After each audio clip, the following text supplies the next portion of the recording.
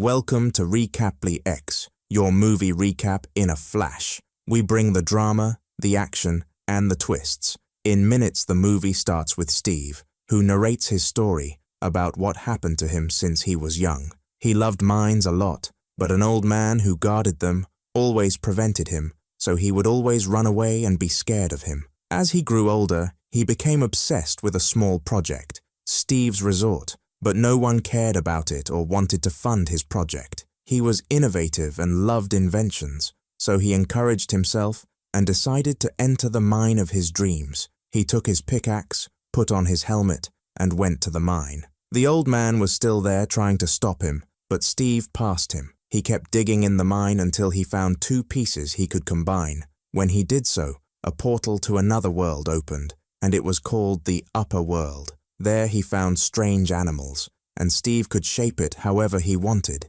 Anything he imagined, he could create. One day he found a wolf in front of his house. Steve gave it a bone, and the wolf loved him, so he named it Dennis. He built the resort he had always dreamed of and became very happy in the upper world. But one day he found a strange door and a box in the Stone of People. When he completed it, it opened a portal to another world, and he was forced to enter because Dennis, the wolf, had entered it. This world was called the Lower World, where he found square pig monsters. There was no creativity there, and they loved destroying anything they saw. They were ruled by a pig named Moore, who was astonished by Steve, Dennis, and the cube they had. She decided to imprison them and take the cube for herself. After discovering the power of the cube, she decided to take over the upper world and completely destroy it. Dennis stole the key from the guard and escaped with Steve. They went to retrieve the cube from Moore,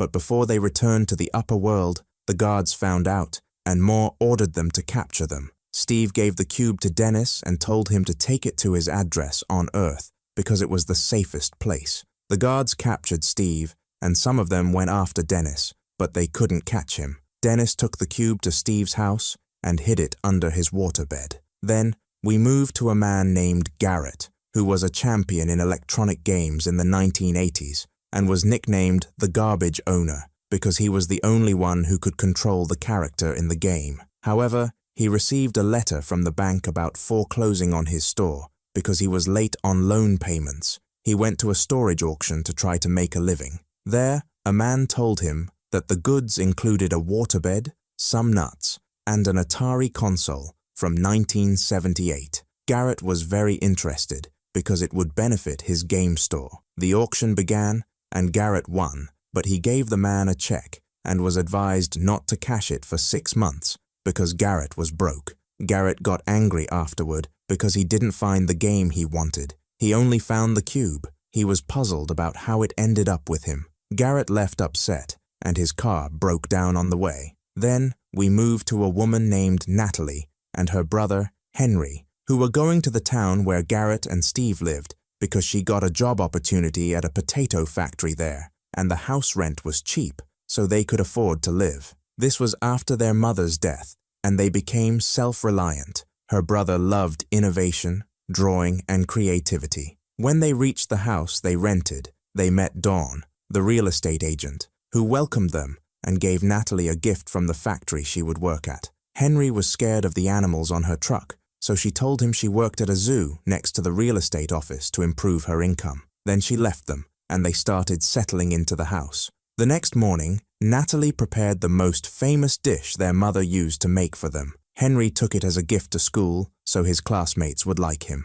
On the way, he passed by Garrett's game store and got to know him because Henry admired electronic games. He took Garrett's number and became friends with him. Then he went to school and met the vice principal, Marlene, who told him about her life and how happy she was that he joined the school because it was ranked poorly among schools. She took him to his first art class, where the students were clueless and the teacher was also incompetent. He asked them to draw a banana and an orange. Everyone started drawing basic sketches, but Henry was the only one who drew a flying banana. He tried to build a prototype, but the students mocked him. He managed to complete it, but unfortunately, 2 of them cut the wires, and it broke. Meanwhile, his sister was at work explaining what they would do. Her brother's invention caused a malfunction at the factory. The vice principal told Henry that if he didn't bring someone close to him, he would be expelled. He would be expelled. He was forced to call Garrett because he didn't want to call his sister and cause her problems. Garrett agreed to come for money, not out of kindness. Later, Henry went to Garrett's shop, wondering why his project failed despite his precise calculations. He threw all his inventions in the trash. He saw the cube Garrett got from the auction and decided to merge it with another cube. At this time, Natalie called Dawn because her brother wasn't answering her calls. Dawn informed her that her brother was the one who caused the potato chip factory explosion, leading to her dismissal from her job. She took Natalie's phone, located her brother, and took her to the abandoned mine where Garrett and Henry were. When they reached the mine, they saw Dennis's wolf from outside. Eventually, they reached the portal to the upper world. Suddenly, the cube pulled them all inside. Henry was astonished by what he saw. Garrett saw sheep and thought he was in the game, which he considered his first mission. Meanwhile, Moore saw that someone had entered the upper world with the cube she wanted to seize. She went to Steve and told him the cube had returned to the upper world. She threatened him with her guards, and he believed her when she showed him his bricks. However, he didn't know that Dennis had returned to the upper world after Henry and the others. Back to Henry and the group, night fell, and they didn't know that zombies and monsters came out at night. They ran away after fighting them, and Garrett fell into a pit. Henry discovered that he could create anything he imagined, so he built a large castle for them. Garrett dug into the ground because the monsters attacked him until he came out from another place and found a creeper. When it hit him, it exploded immediately. He ran from the zombies attacking him and took the cube. But unfortunately, the monsters damaged his device. He quickly took the cube and went to the castle, where he met Henry. A creeper approached them and blew up their castle. They all come out from the rooftop with zombies following them. Steve and Jay save them until the sun rises, killing all the zombies. Steve asks them about Dennis since they have the cube, and Jared tells him, "It's mine, not anyone else's." He also says it's useless without its broken part. He offers them a deal to get them a new one, return the land, but he keeps the cube. They all agree to the deal, and he takes them to the village of Meatburg because he has some tools they can use there. In the village, they see the villagers, a legendary pig, and a large golem that protects the village from any threats. Meanwhile, we shift to Teacher Josha, where a spy pig informs her that Steve is in the city. She calls for the leader pig, who arrives with a puffed chest, nearly falling over. Josha instructs him to take the warriors, go to the city, and retrieve the cube. She gives them blue water, because if they ascend to the upper world, they'll turn into zombies, but drinking the water will protect them. Steve takes Jared and Henry to his armory. After some hassle with two villagers selling scrap, Steve explains the weapons to Henry and Jared. He helps them capture the forest beast to retrieve the cube's cover so they can return to Earth. Jared foolishly uses a rare alert ball, which teleports him to wherever it's thrown. Later, Steve shows them a crafting table where they can create the weapons they need. Jared crafts 2 buckets of water but complains, "I meant a pickaxe." Henry tries his luck by using a slice of pizza his sister made, crafting a berry-shooting weapon. Jared takes Henry aside, proposing to trade diamonds with the miner in exchange for the cube. Henry agrees to save Dennis. Meanwhile, Don and Natalie are with the villagers selling maps, but are surprised by pigs riding hot air balloon monsters invading the village. They descend and start attacking, disappearing once hit. Don and Natalie quickly hide before anyone targets them. Steve and the rest confront the pigs in battle. Encouraged, Natalie and Don join the fight. Chuja grabs Jared and beats him until another ally arrives to save him. They flee quickly, reaching the village summit. Steve equips them with winged suits, but there isn't a third suit, so Jared has to ride with Steve before the pigs attack. They're shocked to find flying pigs chasing them, but they manage to escape some of them. They face a blocked path with only a narrow gap to squeeze through. They perform a sandwich-like maneuver to get through and defeat the pigs. Henry uses fireworks to escape his pursuers. Eventually, the 3 are caught, but Steve uses Jared's crafted bucket to lower them safely into the water. Steve explains that the pig Joshua has imprisoned Dennis as well, and that she's extremely evil. She was once laughed at during a dancing competition by all the pigs, leading her to seek revenge on the world and destroy creativity. They must find the cube to rescue Dennis.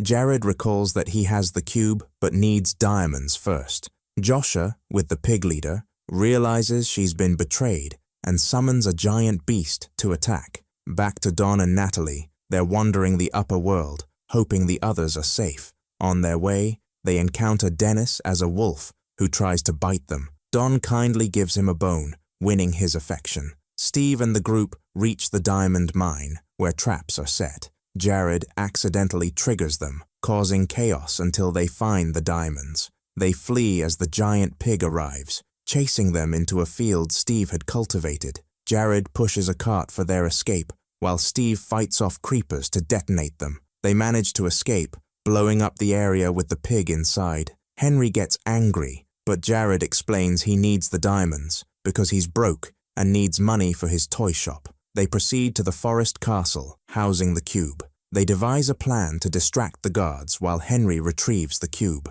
Steve warns him not to look into the Enderman's eyes, as it will control him. Steve and Jared sing to distract the guards while Henry sneaks past, but unfortunately, the guards spot him. They chase him into the treasure room, where he locks himself inside. Meanwhile, the guards capture Steve and Jared, forcing them into an arena to fight a small zombie. Initially, the zombie struggles, but it becomes more ferocious, attacking them. Henry finds the cover, feels overjoyed, and climbs it. The Enderman tries to control his mind, but Henry overcomes it and defeats him, taking a teleportation ball that allows him to travel anywhere he throws it. At the same time, Steve and Jared defeat the small zombie. Henry breaks through the ceiling, landing near them, and they escape the forest castle safely. However, another problem arises as teacher Joshua appears with the pigs. She has created another giant pig to replace the one they killed. Using her powers, she takes the cube from Henry's bag. Steve and Henry ascend in a pig balloon, while Jared sacrifices himself to buy them time to escape. He crashes the balloon into Steve's crafting area, where Natalie and Don rescue him. Meanwhile, Joshua uses the cube to plunge the upper world into darkness, summoning all the monsters and opening a portal to the Nether to unleash a pig army. Steve and Henry start creating golem monsters from materials to defend the upper world. To activate the golem's attack mode, someone must strike them. One pig mistakenly hits a golem, triggering its attack mode. Joshua scolds him, calling him a pig. A fierce battle ensues between the golems and pigs. Steve dons his armor and confronts Joshua, but her strength is overwhelming, breaking his armor. Henry uses the teleportation ball to reach the cube's location.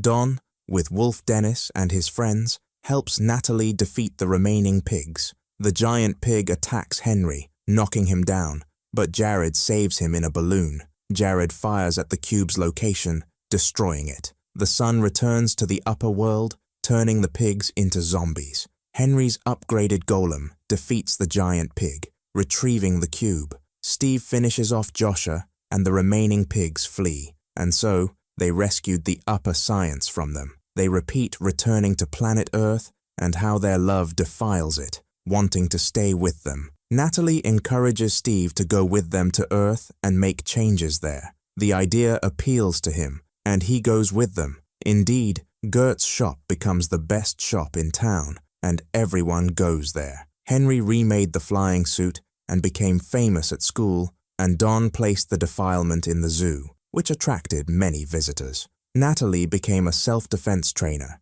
and became famous in Shop in Town, and everyone goes there. Henry remade the flying suit and became famous at school, and Don placed the defilement in the zoo, which attracted many visitors. Natalie became a self-defense trainer and became famous in town, and here it ended at the port. If you enjoyed the video, don't forget to subscribe to the channel and hit the notification bell to get more new videos.